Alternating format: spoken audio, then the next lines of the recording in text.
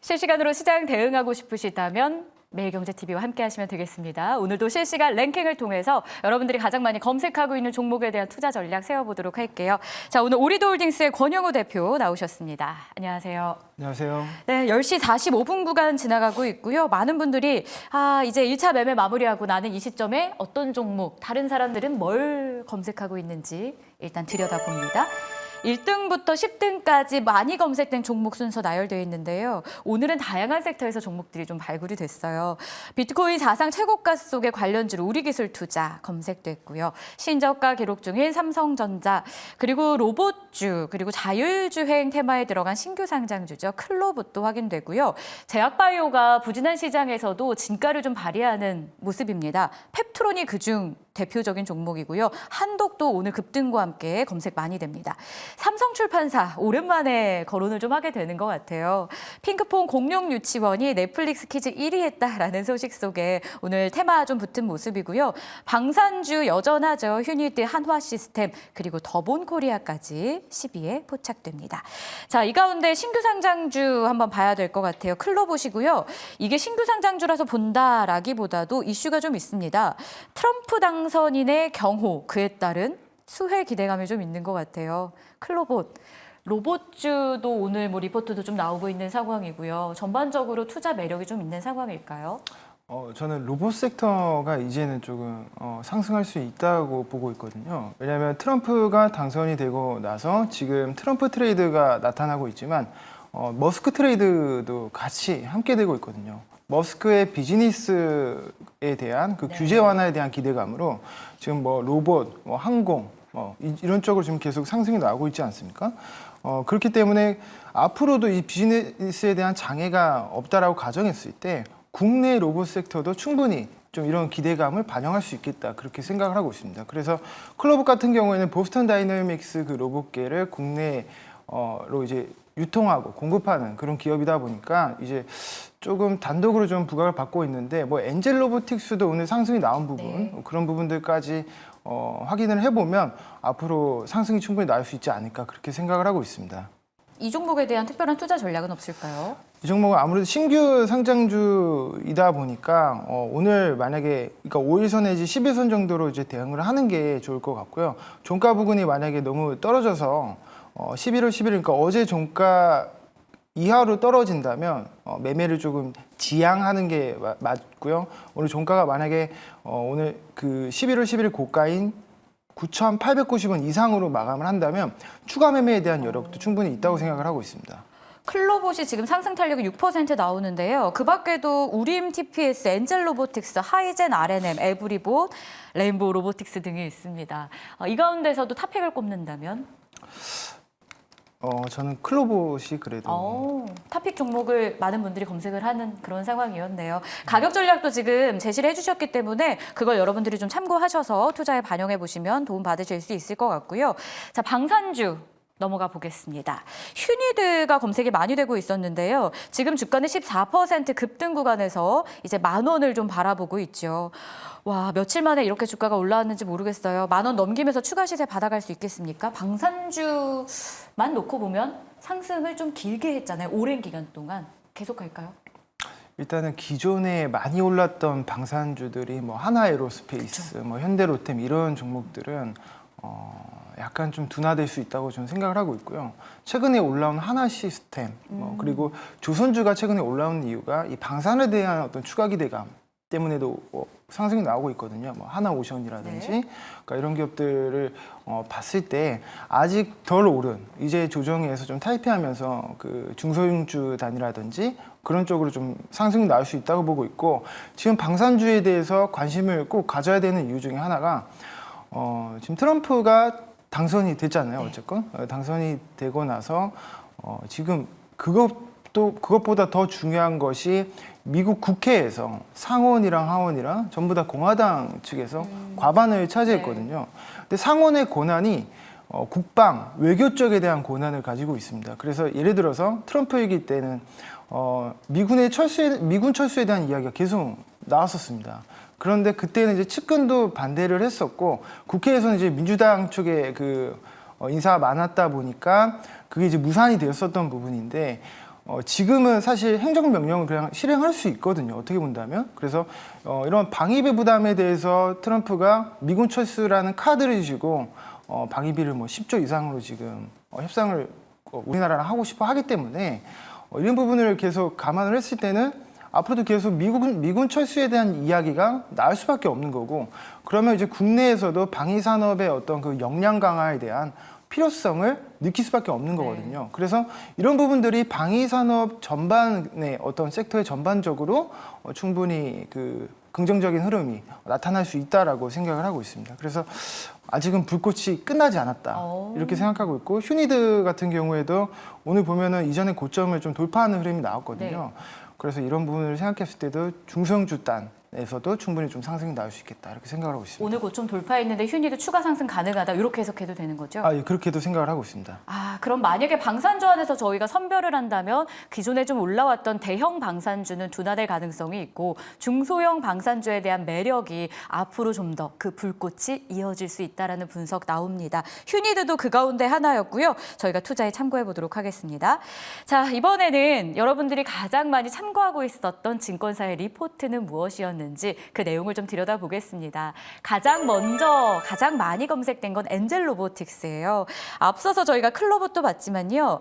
일단 로봇주는 일론 머스크의 수혜주로 대선 이후 시장에서 부각이 되기 시작합니다. 이 가운데 리딩 투자에서는요. 엔젤 로보틱스에 대해 우호적인 시각을 갖고 있는데요. 해외로 뻗어나갈 웨어러블 로봇을 제작 판매하는 엔젤. 26년부터는 흑자 전환도 가능하다라는 분석합니다. 자, SK증권에서 한화 손해보험에 대한 리포트를 발행했습니다. 실적은 일단 좋은데 자본 측면의 부담이 지속되고 있고, 무엇보다 시장이 기대했던 배당에 대한 기대감도 좀 떨어지고 있다는 분석을 하네요. 향후에 제도 개선 여부가 관건이라고 판단합니다. 자, 비율도 보입니다. 3분기 실적. 기술 이전 수입이 없었음에도 영업이익률이 63%가량에 달하면서 역대 최고치를 기록합니다. 제목이 되게 재밌어요. 이거 노래 한번 불러주세요, 대표님. 노래요? 네. 넘어갈까요? 예. 작년에 왔던 각설이라는 이 부분에 탑픽이라고 넣었네요. 죽지도 않고 또 왔다라면서 목표 주가를 14,000원으로 올려잡고 있습니다. 자, 하나증권에서 아나패스에 대해서 AI PC 시장 개화에 따른 수혜 기대된다. 그리고 마지막으로 네이버 실적도 잘 나왔고 1, 2년간 네이버에 눌렸던 주가도 회복 가능성이 있다라고 판단합니다. 자, 이 가운데 두 종목 저희가 좀 살펴볼 텐데 비율부터 가볼게요. 제목도 재미있기도 한데 목표가 상향합니다. 영업이익률도 서프라이즈였고요. 어디서 실적을 좀 이렇게 끌어왔습니까? 이게 중국이랑 아시아 쪽에서 좀 매출이 끌어온 것 같아요. 근데 제목이 되게 저도 제목을 재밌게 봤거든요. 제목이 좀 제목 선정하는 게 중요한 것 같아요. 그래야 시선을 또 끌죠. 네, 그래서 리포트 내용 보면은 기술 이전 수입이 없었음에도 불구하고 영업이익률 60%를 기록했는데 근거는 판관비 그리고 인건비 구조, 자동화 공정 이렇게 세 가지 정도를 좀 들어볼 수 있고, 전반적으로 미국향 실적이 좀 안 좋았던 부분이 부정적이게 좀 받아들여진 것 같지만 중국이랑 일본 이런 아시아 쪽에서의 그 매출 성장이 좀 두드러지는 어떤 이런 리포트였습니다. 그래서 향후 성장을 좀 기대해 볼 수 있다. 목표 주가는 14,000원 정도 이렇게 나왔는데 제 생각에도 비율은 장기적으로 봤을 때 좋다고 생각합니다. 특히 미용 그 의료기기 쪽의 실적이 계속 증가하고 있고, 비율 또한 21년도부터 어떤 그 꾸준히 우상향 해왔기 때문에 이 매출에 대한 부분은 부정할 수 없는 영역이라고 생각하고요. 미국향 당연히 약했지만 어떤 해외 수출 비중이 계속 높아지고 있다는 부분도 좀 긍정적으로 생각하고 있고, 지금 어쨌건 그 미국의 대선 이후니까 실질적으로 수혜를 받을 수 있는 섹터와 그렇지 않은 섹터로 지금 나뉘어져서 이 자금들이 분산되고 있지 않습니까? 근데 이 미용 의료기기, 피부 미용 쪽은 이런 그 수혜를 받거나 불이익을 받는 그런 섹터에서 비교적 자유로운, 그러니까 지금 트럼프가 관심이 없는 sek터이기 때문에 좀 더 이런 부분에 대해서 저는 긍정적이라고 생각하고 있습니다. 그래서 지금 피부 미용 쪽이 파마리 수치도 있고요, VT 이런 쪽에 많이 있는데 여전히 지금 강달러 구간에서도 충분히 수혜를 입을 수 있다라고 보고 있고, 장기적인 관점에서는 상당히 긍정적이다 이렇게 해석하고 있습니다. 그러면 미용기기 전반적으로 괜찮다는 거예요? 아니면 비율이 그 안에서도 특별히 더 매력이 있어요? 미용기기가 다 괜찮기 때문에 비율도 같이 얹어서 갈 수 있겠다라고 생각하고 있습니다. 참고하겠습니다. 자, 마지막으로 저희가 네이버를 준비했는데요. 오늘 장중에 18만 2천 원까지 회복세를 좀 보였습니다. 지금도 3%대 강세고요. 이 실적이 잡히면서 주가가 같이 올라오고 있는 거라 이번에 상승은 좀 믿어봐도 되는 게 아닌지라는 시각도 공존을 하더라고요. 어때요? 믿음 가져도 될까요, 네이버? 네, 저는 네이버 좋다고 아, 생각합니다. 이제는 괜찮습니까? 네네.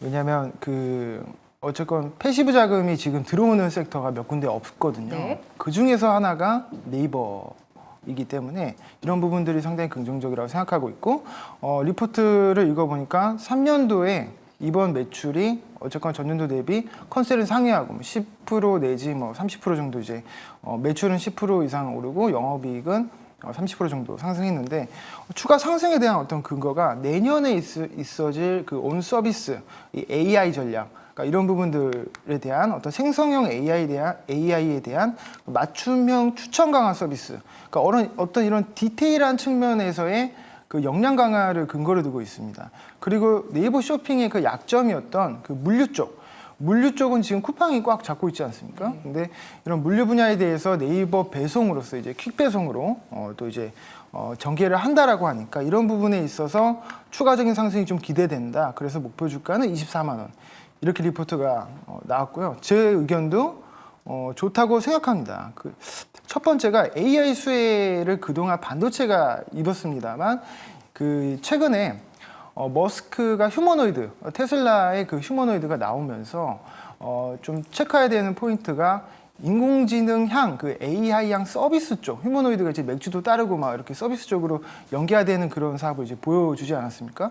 그래서 앞으로 이제 저출산도 심각한 어떤 그런 상황에서 그동안 이제 AI 그 소프트웨어나 아니면 이런 AI 서비스 쪽에서 주가 상승이 좀 미흡했다 보니까 이 AI 쪽으로 수혜를 입었던 반도체 쪽이 조정이 나오면 충분히 이제는 이런 서비스 쪽이 부각을 받을 수 있다고 생각을 하고 있거든요. 그래서 또 최근에 그 미국 부통령이 그 머스크한테가 아니죠. 미국 그 유럽 그 기업에 향해서 머스크의 그 플랫폼 사업에 대해서 어떤 식으로든 불이익을 주면 우리가 그에 대해 상응하는 보복을 하겠다 이렇게 언급을 해외 지금 기사를 통해서 지금 발언한 내용이 나왔거든요.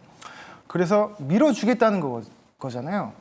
그래서 이제 머스크가 하는 모든 그 AI 산업에 대한 규제 완화를 의미한다고 생각하고 있고, 이런 부분에 있어서 국내에서는 네이버가 어쨌건 인공지능향 기술에서는 독보적인 기술력을 가지고 있기 때문에 충분히 장기적인 관점에서 좀 이득을 볼 수 있겠다라고 생각하고 있고, 패시브 자금의 어떤 긍정적인 부분도 한몫할 수 있겠다라고 생각하고 있습니다.